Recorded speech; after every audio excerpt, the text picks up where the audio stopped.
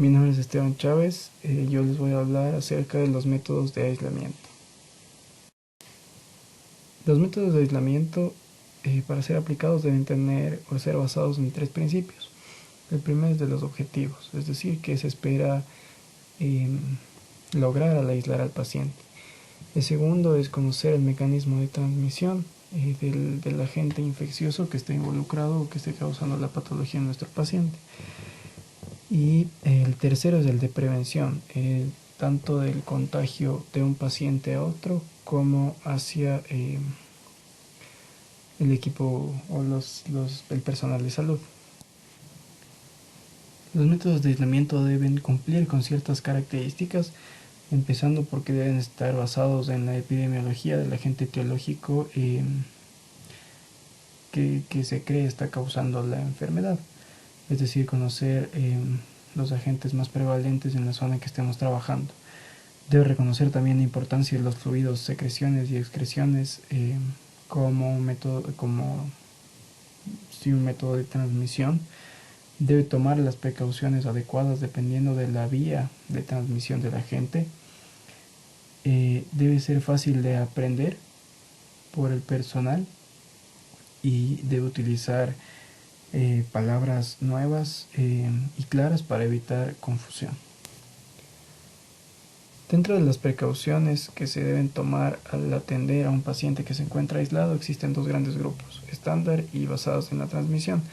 Las precauciones estándar son más universales frente a varios agentes patológicos y están enfocadas al contacto con sangre y otros fluidos, secreciones, excreciones de los pacientes y al contacto con la piel no intacta y membranas mucosas de los mismos.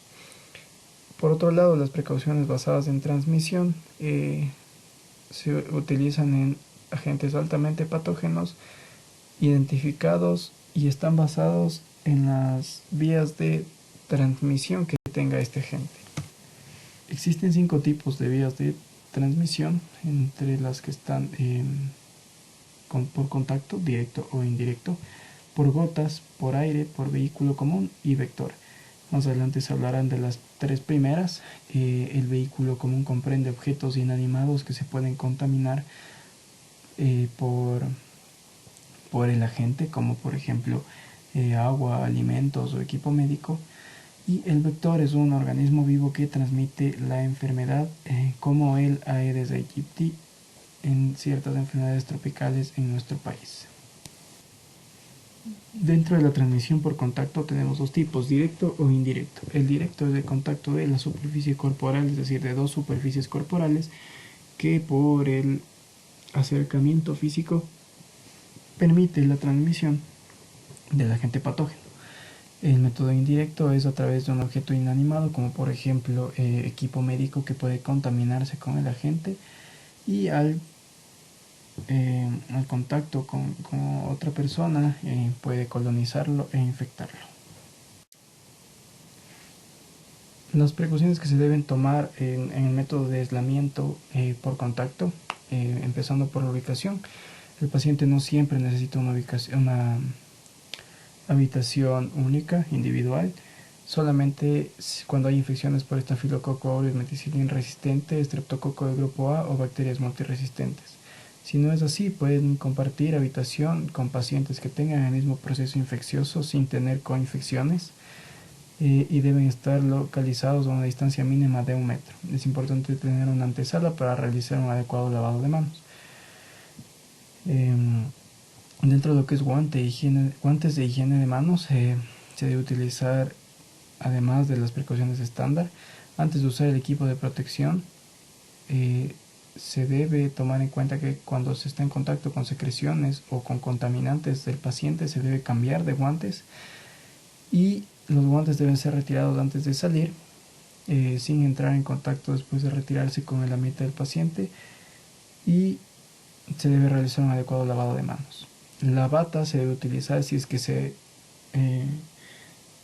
sabe que se va a estar en contacto, la ropa va a estar en contacto con las secreciones, debe verse adecuadamente antes de salir con el equipo de protección y realizar un adecuado lavado de manos. Dentro de las precauciones al momento del transporte del paciente, es decir, la movilización del mismo, es recomendable limitar el traslado a menos de que sea estrictamente necesario.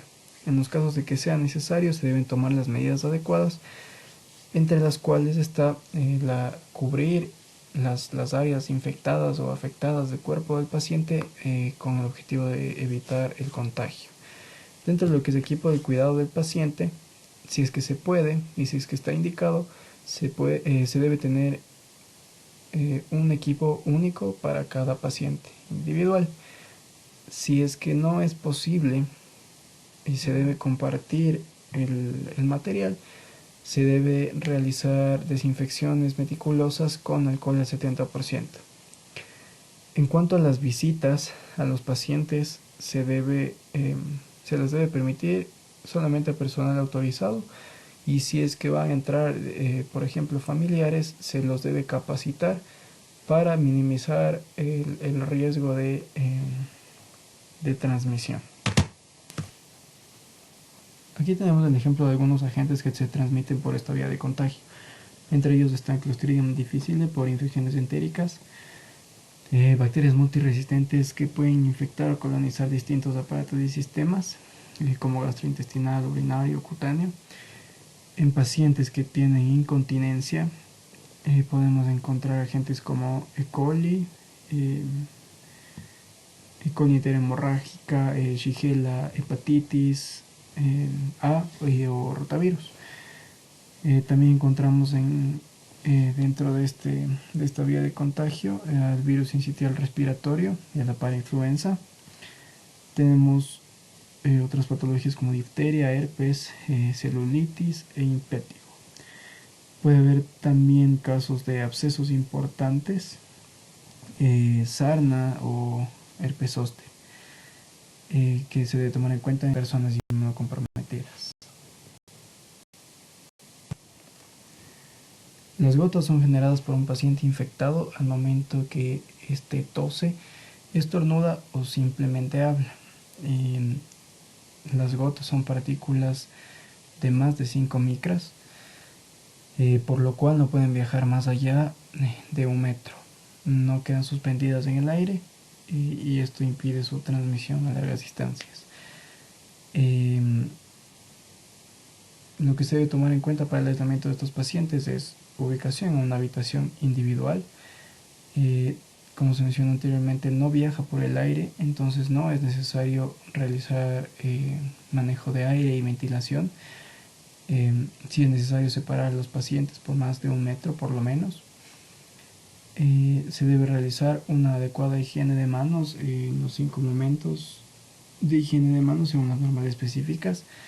Las mascarillas deben ser utilizadas por el personal médico al trabajar a menos de 1 metro de los pacientes, y pueden ser requeridas en el transporte de los pacientes o cuando el paciente quiere salir de la habitación debe portar una mascarilla. Se debe limitar el movimiento a menos de que sea estrictamente necesario, y en ese caso, como se mencionó, se debería utilizar mascarilla por parte del paciente. Aquí tenemos algunos ejemplos de agentes que se transmiten por gotas. Tenemos el Haemophilus influenza de tipo B, Neisseria meningitidis, difteria, micoplasma, faringitis estreptocócica, entre los más frecuentes. La transmisión por vía aérea, a diferencia de la transmisión por gotas, genera partículas de menos de 5 micras. Estas partículas pueden quedarse suspendidas en el aire, y eso alarga la distancia a la que puede ser transmitido el agente etiológico. Por lo tanto, primero, la habitación individual del paciente, y segundo, debe contar con algunas especificaciones, entre ellas que tenga presión negativa frente a distintas áreas del hospital o centro de salud. Se deben realizar de 6 a 12 cambios de aire por hora, y la habitación debe tener una descarga al exterior o un filtrado adecuado para que el aire pueda salir a distintas áreas del hospital. Además de esto, la puerta deberá estar cerrada todo el tiempo para evitar contaminación de otras áreas. La protección respiratoria del personal en este caso será la mascarilla N95, que es más eficaz, y las personas susceptibles o por ejemplo inmunosuprimidas no podrán entrar a la habitación. Las personas que estén inmunes, es decir, que ya hayan tenido una infección previa con este agente patógeno y hayan desarrollado inmunidad, no necesitan protección. La higiene de manos se debe realizar en los 5 momentos según las normas específicas. En cuanto al transporte, se debe limitar nuevamente la movilización, solamente movilizar por motivos esenciales, y se debe utilizar de igual manera protección respiratoria para los pacientes para que no se contaminen otras áreas. La restricción de las visitas en este caso se debe restringir completamente a niñas y mujeres embarazadas y a personas que no hayan tenido contacto previo con el agente epidemiológico, con el agente patógeno, perdón.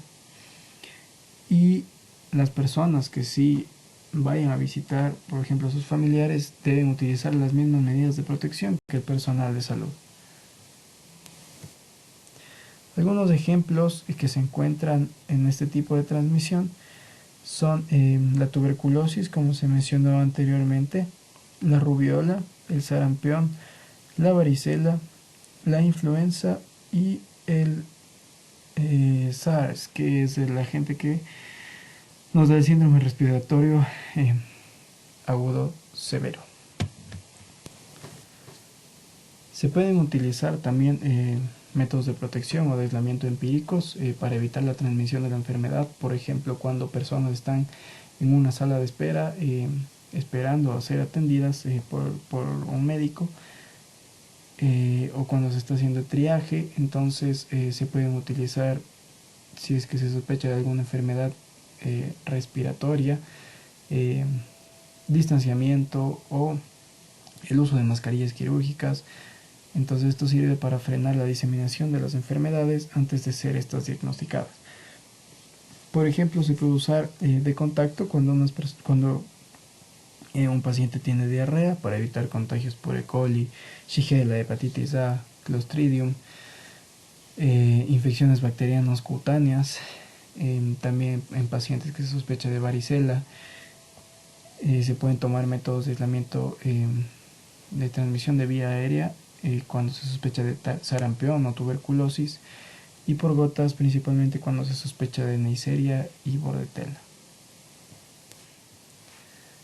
Para que se logren los objetivos del método de aislamiento, que es impedir la diseminación de la enfermedad, es importante que el personal de salud esté informado y bien entrenado para aplicar cada uno de los métodos de aislamiento según la vía de transmisión, y esto es deber del hospital o centro de salud en donde esté el paciente enfermo. Por ejemplo, estas ayudas didácticas que están en el manual de bioseguridad son muy útiles para conocer lo que se debe hacer según el método de aislamiento. Como podemos ver, no están solamente en español, también hay tarjetas de aislamiento en idiomas como quichua, para que todas las personas puedan estar informadas y sepan cómo deben comportarse según el aislamiento. Este tema me parece muy importante debido a la emergencia sanitaria que estamos viviendo a día de hoy, y es importante conocer la transmisión de la gente para tomar las medidas adecuadas. Muchas gracias por la atención.